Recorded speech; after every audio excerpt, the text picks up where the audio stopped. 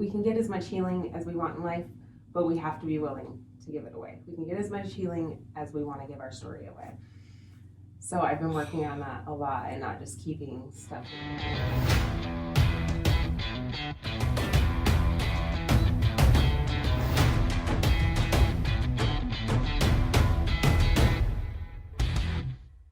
It's Evie here. Welcome to EML Radio, where we are always talking truth. All of those things you need to hear that nobody else is willing to say.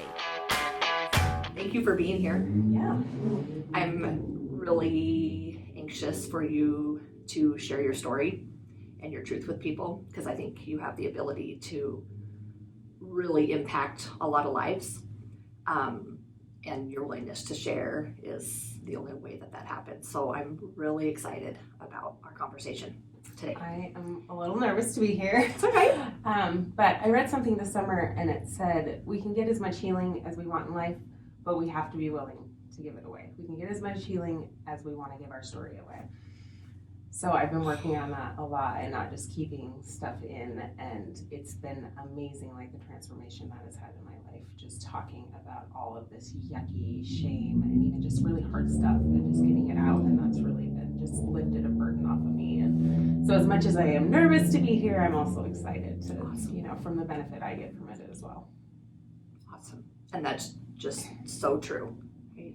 And really kind of the reason behind me even doing this show was to try to break through in helping people let down their guard a little bit, and almost like giving people permission, if they can see me willing to share and bring other people in to talk to and share their really hard truth, right? Like we share a lot of fun things on here and we laugh a lot and we have a lot of fun and educate people, but the biggest arena for us is like letting people go, like, we all struggle.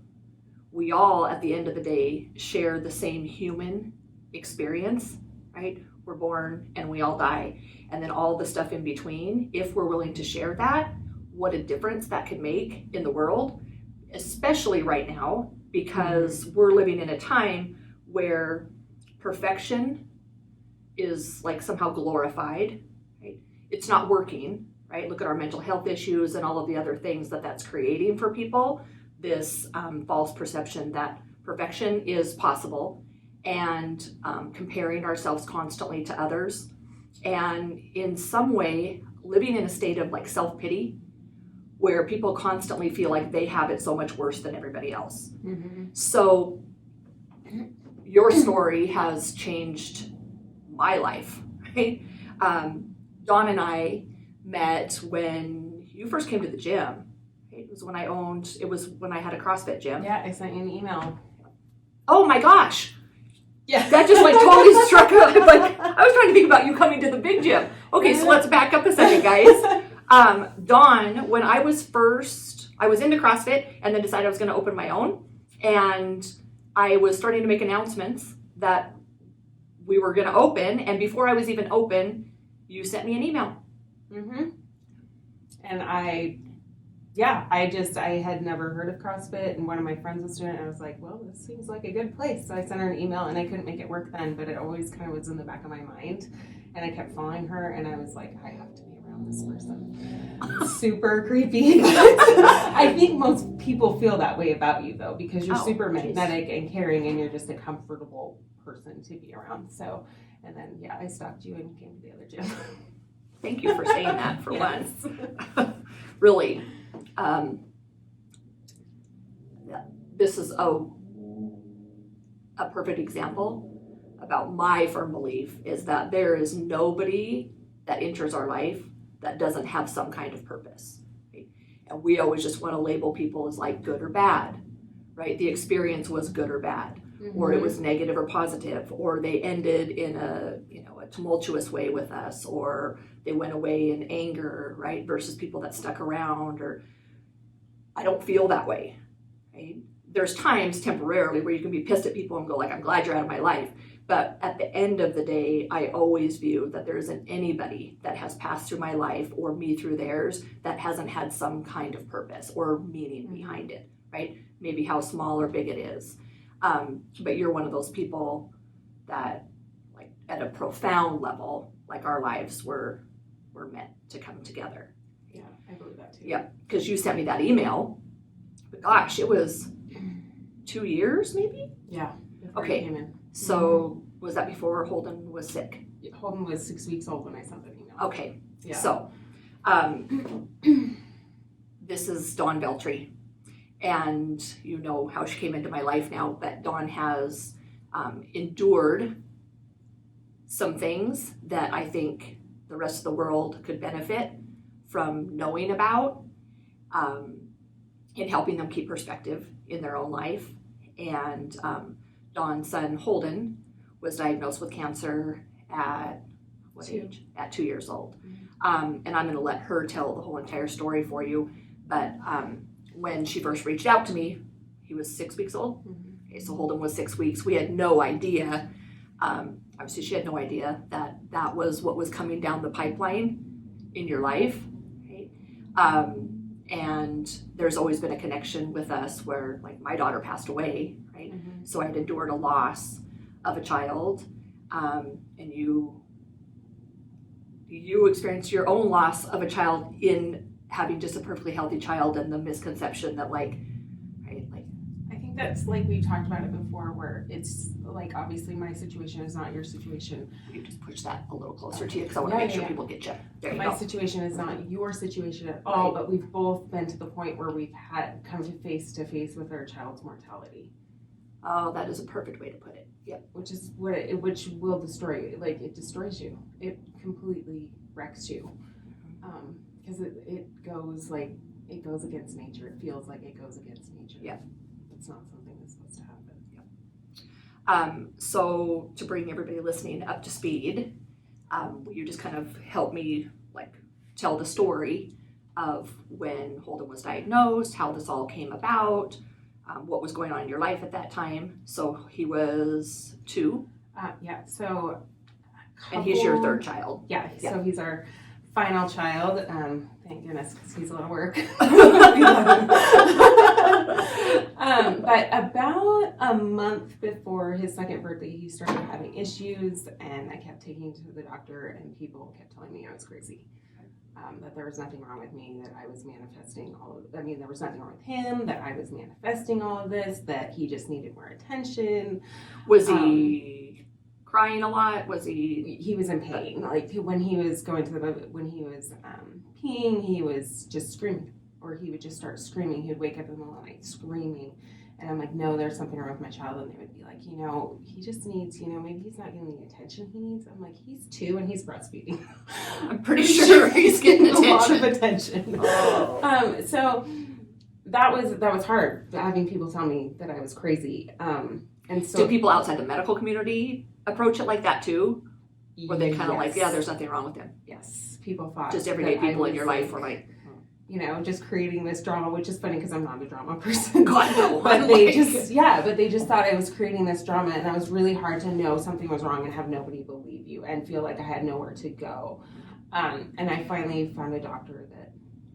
When you just said, like, something's wrong, like, can you, like, expand on that, like what it felt or what you were thinking, whether it was a feeling inside you? I'm just, because I experienced that when we were waiting for Catherine's diagnosis while I was still pregnant.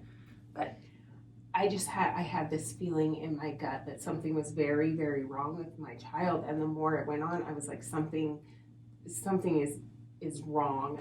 And I would sit in my living room and I would cry at night because I was just like, how can no one believe me? Like, I just needed somebody to validate that there was something wrong. And Rich and I would go back and forth because he would seem fine for a couple days, and he'd be like, okay, we are making this up. This is ridiculous. We're making this up. He's fine. And then I would come back, and it was just a lot of tense and just a weight on me that something that you could just feel inside you, and you can't even put your finger on it.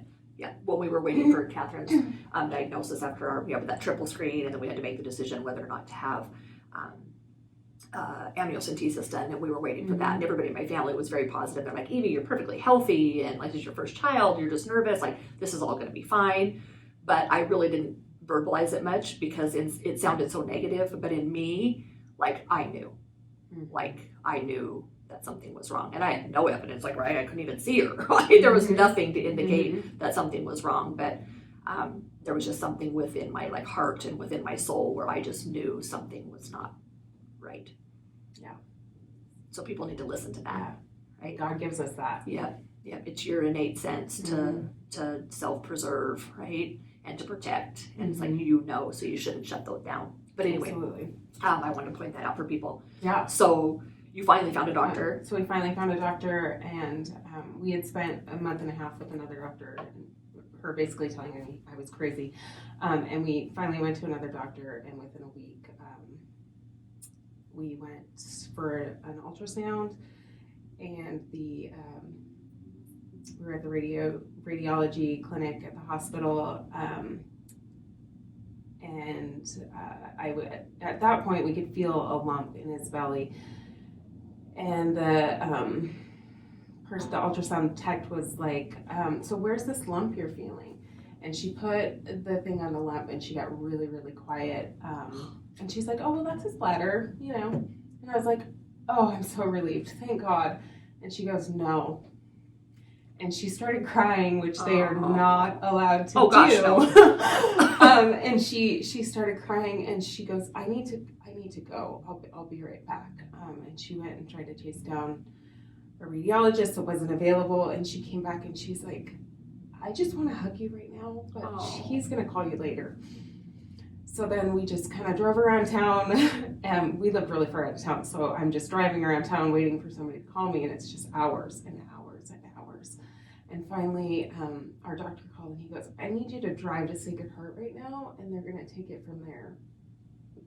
And I was like, well, what do you mean? And he's like, it's really bad. It's bad. And that was all he said. And like, to this point, as much as I love him, I want to punch him. I'm like, are you kidding me? It's really bad. It's really bad. I don't want to deal with this. So if you could go to the hospital so somebody else could deal with it, that's good. And I mean, I don't blame him for that, but we got there, and we went into the ER, and they admitted us immediately, even though there was a ton of people waiting. We were back there in 5 minutes, and then we sat in the room, and we waited for 2 hours for a urologist to show up, and she just walked in and she said, it's cancer. Gosh, so they can tell from a scan with this particular kind of cancer where they could see. Yes. Okay. Yeah. Without having to do a biopsy or anything. And they kind of, once we got upstairs to the oncology ward, we met with our actual urologist the next day, and he was like, there's a very small chance. And I would, and as we're going on to the days leading up to the biopsy, he's like, the biopsy is just like, we're checking a box. We already know it's that. And I was like, but there's a chance. And he's like, no, I'm sorry. I told you that. There's not. This is cancer. So, and at that point, we were in the ER, and I just broke down sobbing, and they removed our other children from the room, and I just cried. Well, my husband, I think he just stared at the wall, like just. Yeah. Those, like when you said, we don't share the same story, right? Mm-hmm. Obviously not the same outcomes or anything else, but a lot of the same experiences in facing your child's mortality. And having an experience so profound and so devastating in your life, where I describe it as this, like, in one moment, you are someone, right? You're just this person, and you know who you are. Right? And within literally 1 second, you are completely a different person. You try to describe that to people, and they're like, yeah, I know. No, you don't know. You don't know until you've had something like this. And I think especially like with your children being involved, right? Mm-hmm. Where you don't just slightly feel differently or you don't think differently. You are a completely different person. Mm-hmm. And the loss of being the person that you know is huge, right? Whatever the circumstances are, mm-hmm. right? a fatal diagnosis or terminal diagnosis for anybody of that time, or something that this life-threatening for your child, you no longer are that person that you were. And the longing to be that person again that didn't have this weight to bear is something that you can't even put into words. It's to a people. grief process. It is a grief process. When we got the diagnosis for Catherine, and for those of you that don't know, my daughter was diagnosed with trisomy 18 and subsequently passed away the day she was born. And it's 16 years ago now, so I can speak freely about it. But Casey was in his residency, and so he was at the hospital, so they called him to tell him instead of having to call me. So they obviously let him leave work, but his story, his story of how you never become this, how you're never that person again, and he lost who he was before I lost who I was, because he got that news first, and then he drove to my office and sat in the parking lot, waiting for me to come out, because he wasn't going to go into my work and tell me something like this, right? But when I came out, he watched me walk across the parking lot, and then he just watched me get in my car, and I drove off, and he didn't come out and tell me or anything else, because he couldn't, because he was like, she will never again be who she was, and he already knew what that felt like, and he just was trying to prolong that process for me as long as he possibly could. You've told me this story before, and I think about it all the time, because the love in that decision, just to give you a couple more minutes, hours, whatever, to just be who you are without knowing that, it's just immense. I mean, just how much he loves you. Yeah. That's all right. I know. He bought me another hour of knowing who I was and another hour of peace, which is like, I know you're right. Like, the love in that decision is just hard to even describe. Okay. So anyway, there's a lot of components that I want to share and dig in like this, because these are important emotions for people to recognize. Okay. So you get the diagnosis, and then obviously you're just whipped into this whirlwind. And what is the exact type of cancer that Holden was diagnosed with? So Holden had stage 3, group 3, embryonal rhabdomyosarcoma. It is a mouthful. And I remember being like, well, I've never even heard of that cancer. Are you guys sure? I never heard of that. That's not a real thing. I'm pretty sure it's not. Can we go now? you're making this up. Yeah, and the next day the oncologist came into the room, and she's a super tiny person. She's tiny and she has a small voice, but she is like she's like you. She's like the most calming person you've ever been around in her life. And she told us, so this cancer has a 65% survival rate. And I remember, like, God, I felt like somebody shot me in that moment. Like, to have somebody be like, there's a 35% chance your child's going to be dead in 5 years. And this sounds horrible, but I would sit in the waiting room with all these moms, and I'd be like, 35%. And I would look around, and I was like, one of us, probably many of us, are that 35%. Is it going to be us? Like, it was a constant. It just felt like Russian roulette, like every day, going into that clinic and being like, are we the 35? So what did your daily life become? So it instantly just changed. Like, I was a stay-at-home mom. We lived out in the country. I mean, we just had this cute little home life where everything was happy. And then, were you homeschooling at that time, or were the kids? I had to make the decision at that time. Actually, I partially homeschooled my oldest the year before, and then Holden had started getting really sick. I kind of left that out. He had started getting fevers, and it was like he would have a fever for a week, and nobody knew why. And it was just, neither of us slept, and I had to be like, you have to go to school. This is not working. And then at that point, I remember the school was like, if your son has cancer, your other son's never going to be here. You're going to need homeschooling. So we did do that. I was homeschooling at the hospital. I was driving an hour to the hospital pretty much every day when we weren't staying in the hospital. and we would go to the hospital, and we would be there from probably 8 a.m. to anywhere from 3 to 11 p.m. every day. God. So, did he have surgery? No. Okay. So we kind of made that, they left that up to us, whether, problem is he had bladder and prostate cancer, and whether you want to take out a child's prostate that's a big decision. Got it. That affects Got it.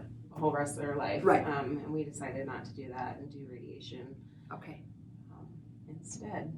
So we did 42 weeks of chemo and 6.5 weeks of radiation.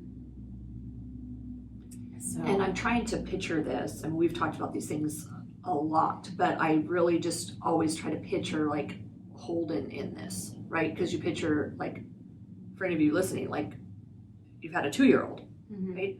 Like, what does that look like for a 2-year-old being at the hospital every day of his life and going through really difficult treatments? So I think one of the things that's nice about having a 2-year-old is they don't know that they can die. And I would say that was a bonus. A lot of the other kids, they know what cancer is. They know they can die from cancer. Yeah. So there was never that fear from him. Like, we had that fear it still lives with me. Of course. It just moved in and it's here. But he just didn't have that. But 2 years old is when kids start building trust in kind of the people around them and their surroundings, and putting your child in a situation every day where people are hurting them. Yeah. Because that's what it is. I mean, they're pinning them down. They're He just stabbing saw it them. as, you're just torturing me, basically. You're pinning me down, you're stabbing with needles, it's tons of stuff, like screaming. It's horrible. It is the most horrible thing in the world. And they're sick all the time, and you're injecting, basically poison into them to kill the cancer, and I'm so thankful for that. Right. But it's not an easy thing. It was horrible, and we still deal with the repercussions of that, of him not having that level of trust with us. Like him always being afraid that this is going to happen. So I want to go into that, like how things have unfolded, and the continual adjustments that when we go back to you were someone and now you're completely someone else, how for someone that is living like your kind of journey, how that is an ongoing process, right? Like that's not ever going to end. So that one instance didn't just change you and then now you're this person. Now you're like, okay, we shift and adjust. But I want to get there. But tell us just kind of how this all unfolded for Holden, and like he got through his treatments. And then when he was done with his treatments, like follow up and where he's at now. Is he 6 now? Hold it. Yeah. He's 8. 8! My God! I just don't want time to go by that fast. That's what it is. Really fast. 8! Yeah. Oh my gosh. How are you? I tell people all the time he's 6. I'm a liar. Sorry. Well, he's little. 8. He's super He's little, little. though, from the chemo. He's a little guy. Right. So I think he's probably the size of a 6-year-old. Yeah. So yeah, he after 42 weeks, they went ahead and did a PET scan and didn't see any active cells anywhere. So they said he was. They don't say cancer free. I say cancer free because that sounds hopeful. Oh yeah. But the medical community does not say cancer free. They say no evidence of disease. They just say we can't see any. We don't know if it's not there, but we can't see any right now. Is basically what they say. So after that, we went into scans, constant MRIs, and those I think were worse. They're worse than being in treatment because you go back to the hospital, and it's very traumatic walking into a place where you've had all this trauma in your life and where your child has had all this trauma, and you sit in a room while your son is back getting a scan under anesthesia, and you're basically waiting. When kids relapse with cancer, actually when anybody relapses with cancer, like the survival rate plummets. I mean, it's very, very low that you're going to make it. So I always felt like I was sitting there waiting to find out if my child was going to die. I'm just sitting in this room with this weight, like waiting to see if I was the 35%. So, How old was Holden? Where were you at in this process when like you and I ended up connecting? So Holden was, I mean, Because he was 2 months into chemo. Okay. And I decided at that point, so I've had a lot of people who've gone through hard stuff since then, and they say this to me, and they're like, well, you know, people say I've got to get out. People say I have to do this. I'd feel better. And they say, I don't remember you doing those things. Oh. And I was like, oh, no, I did. Yeah, you did. I'm like, because he was sick when we met, right? I mean, I can remember in the little gym there, like in the little childcare area, and Scarlett was just little too. Scarlett can even remember it. Was tiny. Right? Yeah. So, and I signed up for your, you know, booty camp that was 3 days a week, and I made sure I was there 3 days a week. Unless he was in the hospital, I was there. And a lot of times, you know, Rich had to work overtime trying to get, you know, money for us to do all this. So it was just the kids and I would carry him into the gym because he always had a catheter. You know, he couldn't even walk, and I'm carrying this little bald baby into the gym, and I would just hand him off to Alyssa, and I would have an hour to myself. That was amazing. That right there, like, I don't want to just brush over that, because I don't know if people can understand how big of a decision and how powerful a decision and difficult that decision is when you're going through that, right? Like, you changed my life from that moment.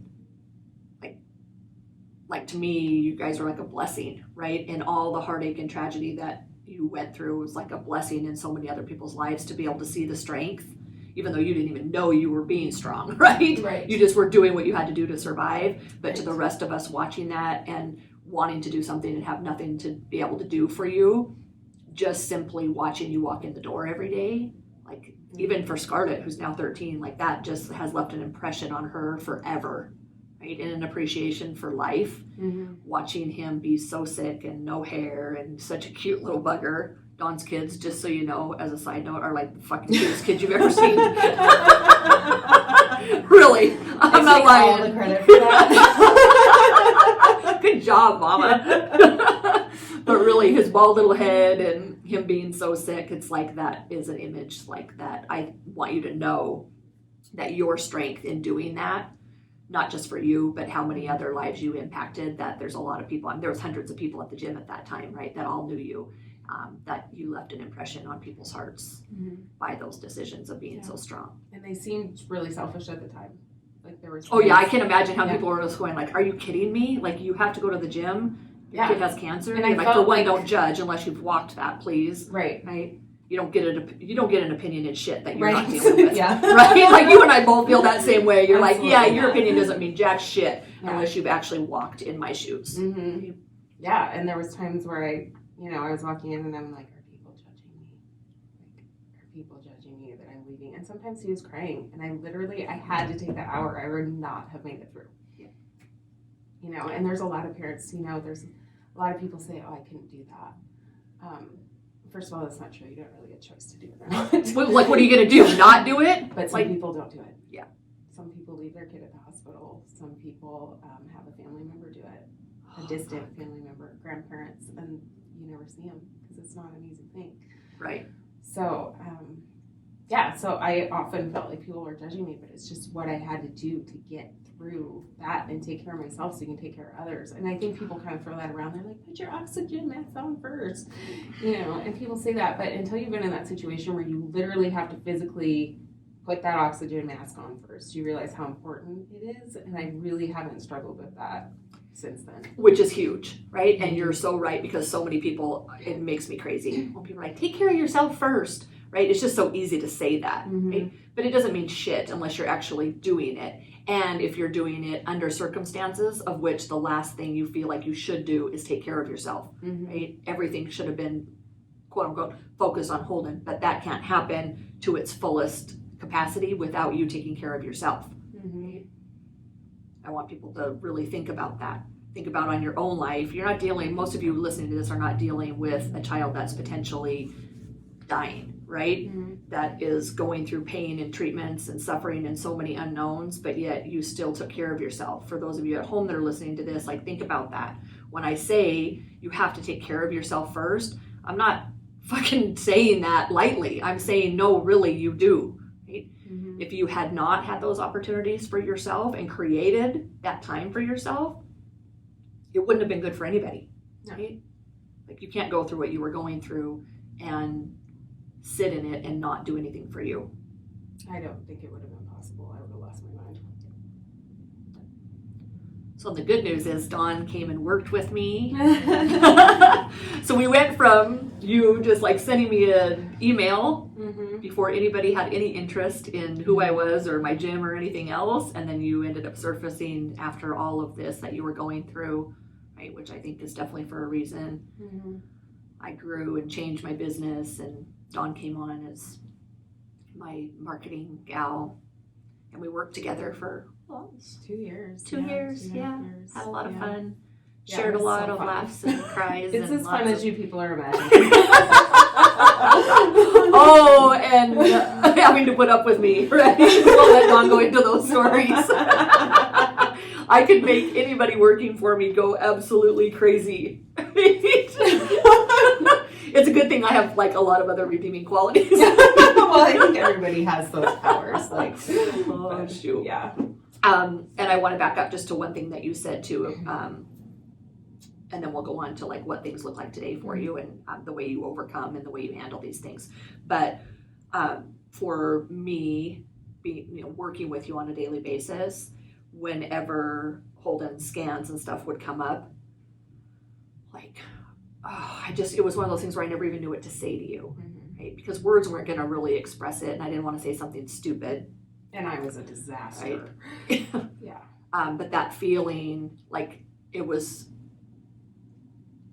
I can't even find the right word. It wouldn't even be like a respect for you, but it would be like just an empathy and a level of admiration for how strong you really were and didn't recognize it, having to revisit that on a like regular intervals, where leading up to his MRI, it would be like, okay, like you said, is this going to be like a death sentence for him, or is he actually And we going to had, be clear? And Yeah. how often you did it. I know. And then we had that scary, we had a time when he was having a lot of problems and they found a mass in his colon. And I remember leaving the hospital that day and I was so pissed. I was scared, but I was so mad. I didn't even like that word pissed, but I used it because it's the only word that describes it. I was just so mad at everybody else in the world that had all these healthy children that were taking it for granted. I couldn't even, I still feel that. I'm just like... You're entitled. Like that, like... And it's not something that we mean to do. And I kind of catch myself where I'm like, oh, well, this doesn't matter. I don't know where I'm going with this. Well, I know where you're going with it. And I had written an article, it's been a couple of years now, but I think it was like towards the end of you having to get as many regular scans, but you were still in that process. So like, I mean, it was just working with you on a daily basis, like, and then the relief of hearing from you, like everything's clear. It's like, okay, like she's going to be able to breathe. I can breathe again. Right. Right. And I wrote an article that said, you don't have the right to destroy your child's health. And it had a picture of a girl with all these like candy around her. And it went really viral. That thing has been shared like 50,000 times, right? And I don't typically read people's comments and stuff because I really just don't give a shit. Because again, like if you're not in the arena, you don't get an opinion. Right. And I wrote some harsh things in there, but they're harsh truths, right? And they're not judgments on people. It's not me criticizing other people about their parenting. Right? Because there's a lot of things I still mess up on a daily basis as a parent. We all do, right? So I'm not judging. What I am doing is taking my knowledge base and my passion and my own personal experience of losing my own child, so knowing what it's like to give birth, push someone into this world, hold them, and watch the breath go out of their body. And then spend months on a daily basis getting your coffee and sitting at your daughter's grave, right? Spending your first Mother's Day at a gravesite. I take that shit and that passion, it's not judgment, right? It's truth. And it's truth that you've got to stop complaining about, I don't have enough time to feed my kids a good breakfast. I don't have time to It's bullshit, because I promise you, the second you're dealt with your child has a serious disease that could potentially take their life, right? Or that you've lost your child, you would never go back to complaining about all the shit that it took for you to actually raise them. Mm-hmm. Well, I think that's and you took that article you shared and were like, this was not a diet related cancer for Holden, right? He was 2 years old, right? But the awareness that you've built from facing your child's mortality and how much more responsibility you take in doing what's right for them. right. I remember our oncologist said, we were like, well, why?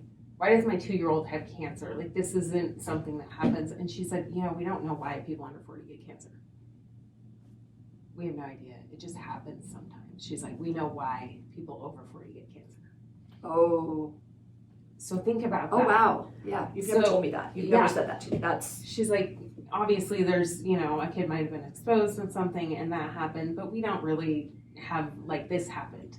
But she's like, cancer over 40 is usually pretty explainable. You've lived a shit lifestyle, or, you were exposed, long-term exposure to environmental factors, things like that. And I remember not feeling very comfortable about it, but what a gift that was that she said that to me. Mm-hmm. Because all disease starts in childhood. Almost all disease. Like, heart disease starts in childhood.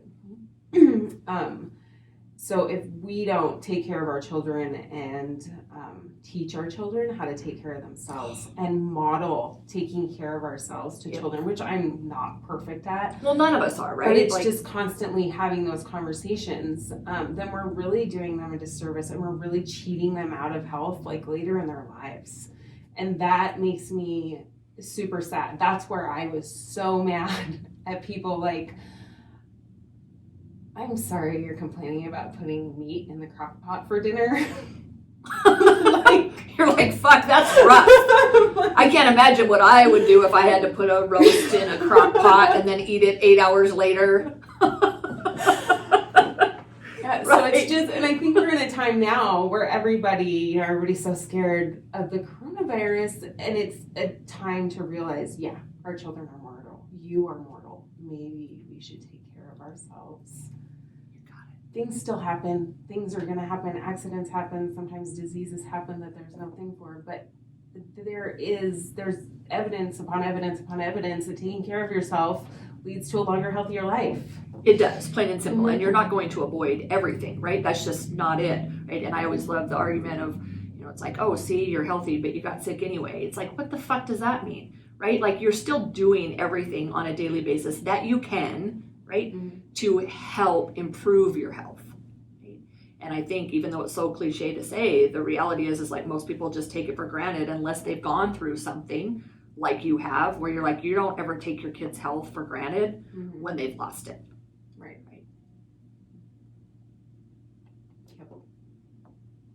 So what do you guys do now? Like, where is Holden? And I know it's his story, and I will always respect Holden's story.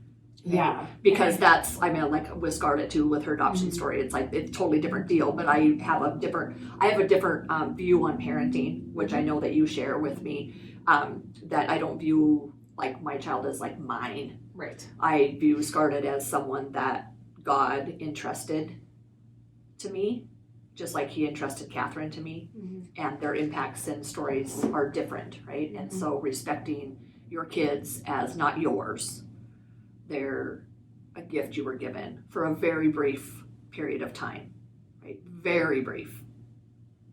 It is so brief. No.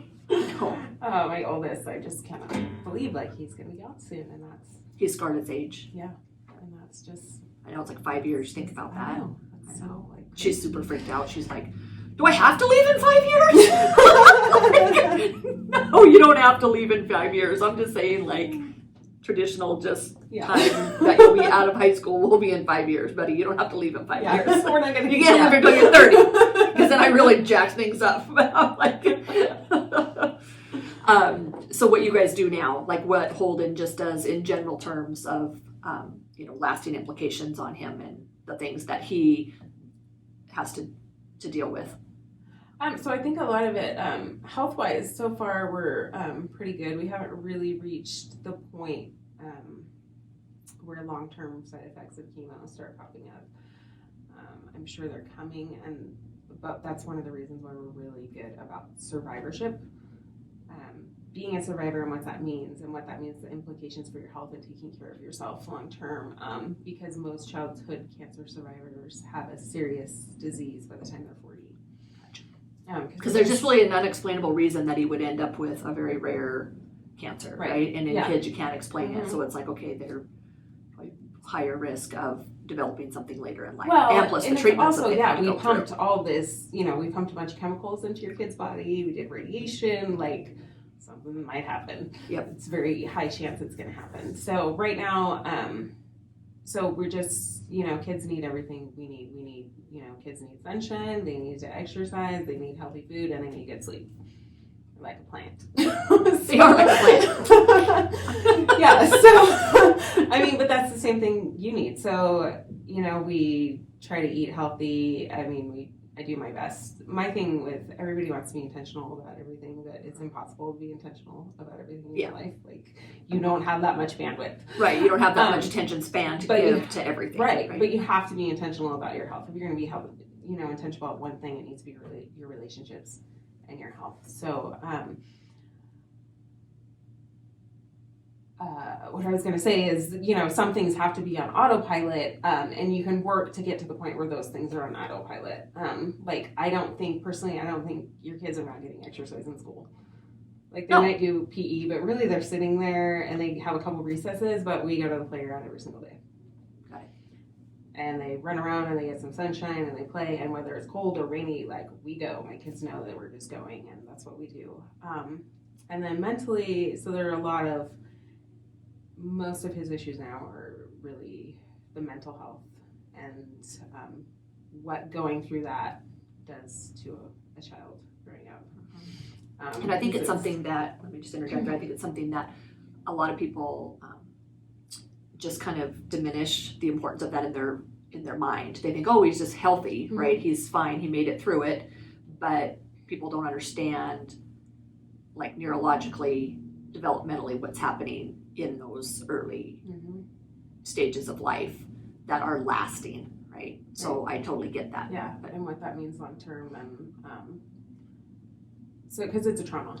Oh yeah, it's trauma. So most people that have experienced a lot of trauma in their life, they do therapy, they do things like that, and this is no different. Yep. So we do stuff like that, and really just working on it's so hard knowing that he doesn't completely trust me in that area of your life. That area of his life, that's heartbreaking to me. That he panics when we're driving in that direction. And he thinks, the hard thing is that he thought I had some control over that. Right.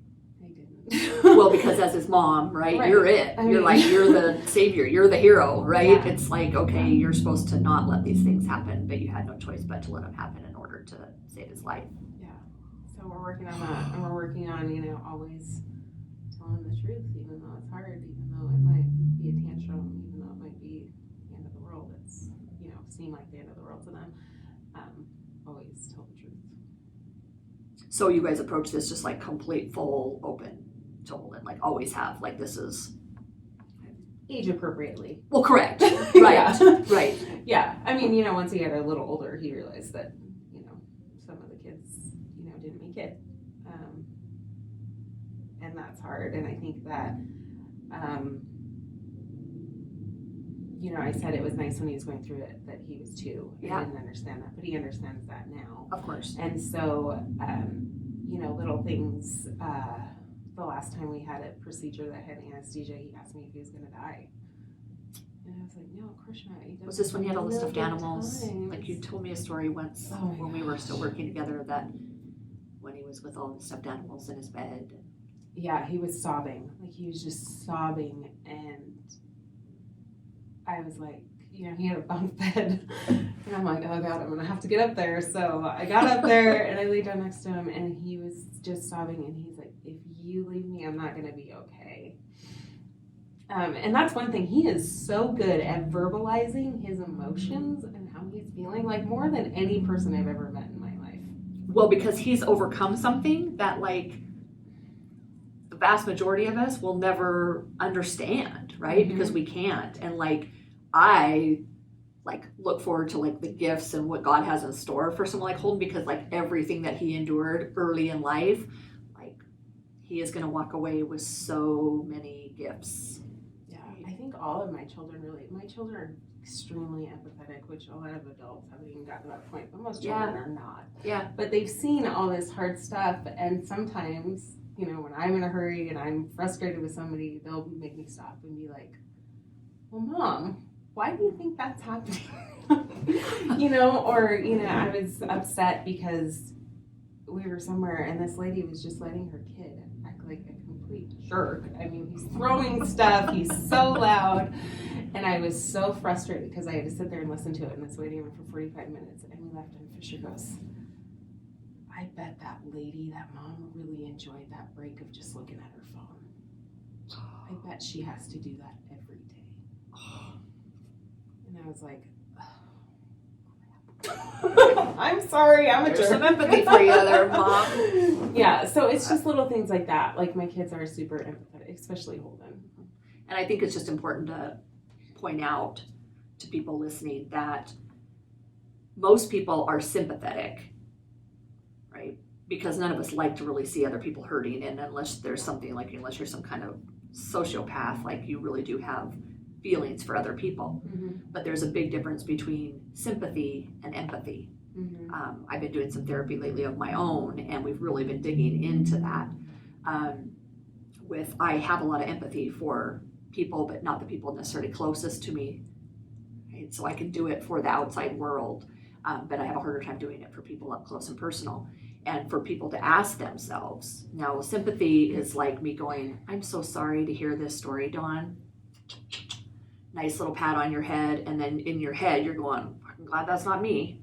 Right? Like I can say that we're close friends, like people are like, did you just say that? Well, yes, because I guarantee most people think that. Oh yeah. Right? Most people hearing this would be like, oh, well, I feel really bad for her.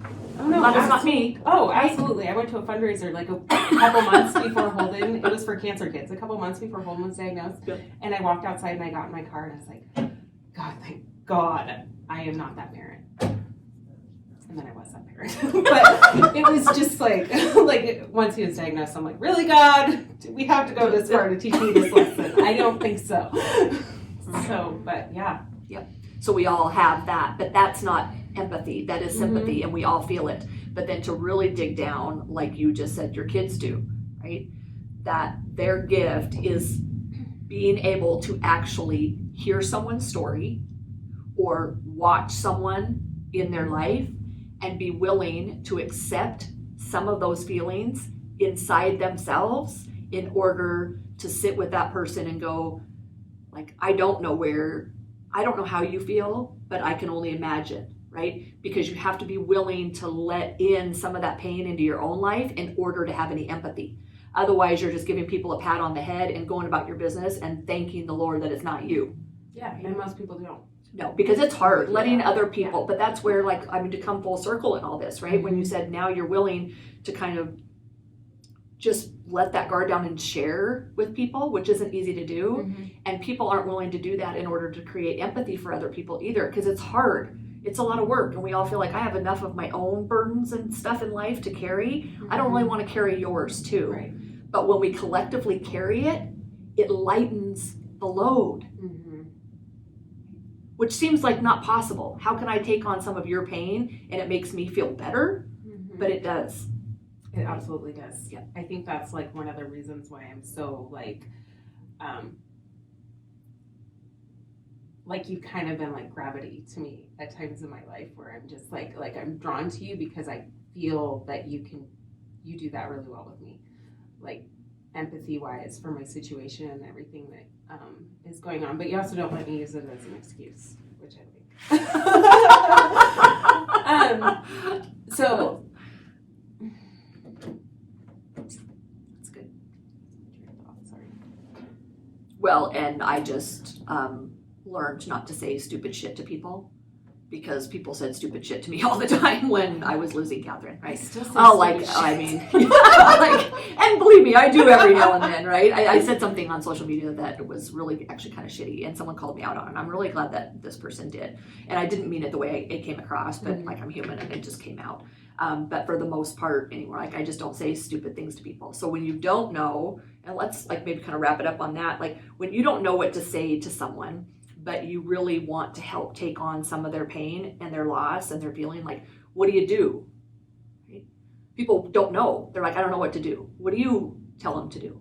Right? What do you think people should do when they know you're hurting, or if you know someone else is hurting? Here's my problem for me, and I think it is a lot of people, like when something bad happens, we want to put up walls and isolate ourselves because it's safe with ourselves, but it's really unsafe with just yourself. It's a horrible place to be locked in your own mind. And I'm a lot different when bad things happen before, like when we think about things, it's super easy to be like, oh, I'm sorry, and not really show up for people. Like, it doesn't like take anything from you. Showing up for people takes a lot from you. And people don't really want you to show up because they don't want to share that with you, or they're overwhelmed, or they don't know how to verbalize that, but you just have to show up. Like, that's my main thing that I have learned, that you show up, and it doesn't have to be with permission, because a lot of times nobody's going to give you permission. They want to sit in their own yuck and grief and just live there, and that's okay. It's okay to do that. Because there's a time period where you just got to go like everybody out. But if we don't let people in, and if you don't have people in your life that just push through that door and say, I'm here for you, then we stay in it longer, I think. So that's one thing I do now, is that I push through that, and I show up for people, even if it's uncomfortable for me, even if I have no idea what to say. Like, I just had a friend that's going through a really hard time, and she goes, I don't want to talk to anybody. And I was like, I get that, but I'm gonna talk to you every day. And I could tell she was super annoyed by it. She was so annoyed by it for about 2 months, and then she finally goes, thank you.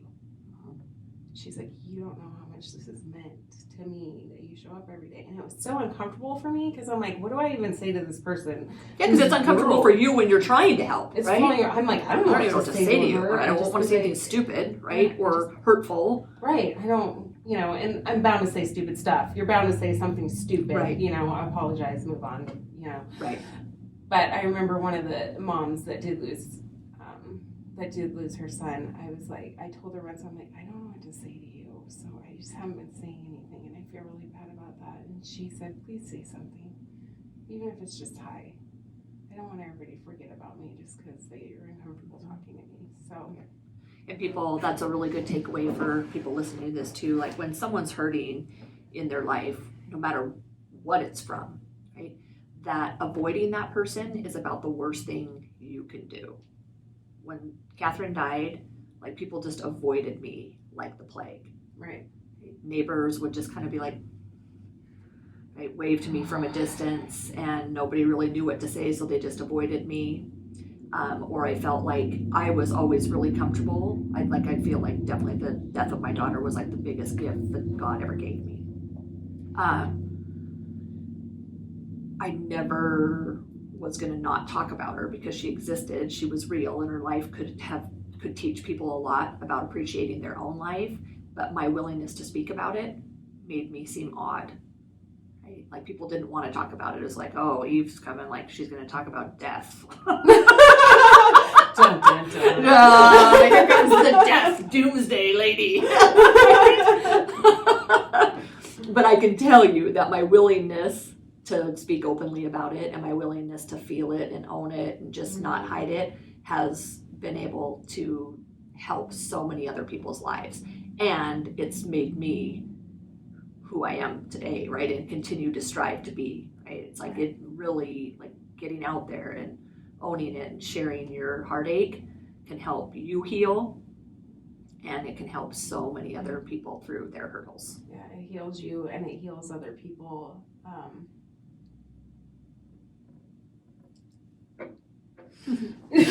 Sorry, I just have these great things I want to say and then I forget. Yeah, I think when we give away our story, it heals us and it heals other people. And kind of how we talked about how we're not that person we were before. We're never going to be that person. But when we give our junk away, when we tell our story, we kind of start evolving into the person we're probably always supposed to be. Correct. And somebody asked me one time, and they were like, if you could go back and not have any of this happen, would you do it? And see, that's hard because it's had a lot of implications on my son. Well, that's the thing. It's like, well, would you want that for Holden? No. And I was like, no. Would I want that for my son? Absolutely not. Would I want that for me? It changed my life. Like learning to be thankful for the things that you wish never happened. It's a hard process, but it is like this transforming fire that just turns you into a person that I feel like a better person. Yeah. And I think it turns you into the person that you were actually always meant to be. Right? And I truly believe that people can't ever live to their full purpose. First of all, I think there is a purpose. Mm-hmm. Right? I don't think anybody can live to that full purpose unless they are willing to take all the messy, all the hard, and use that for becoming who they were meant to be. Right. Absolutely. Awesome.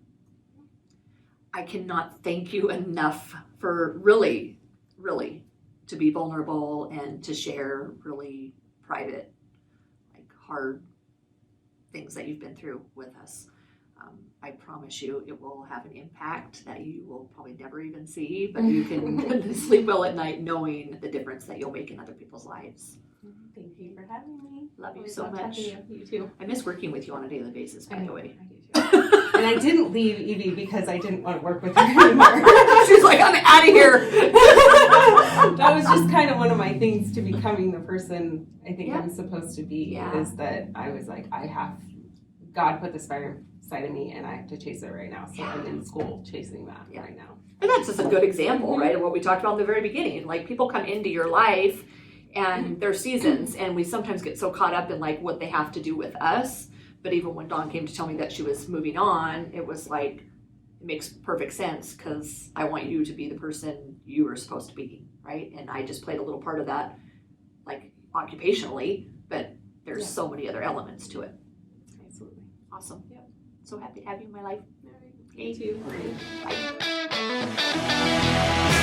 Bye.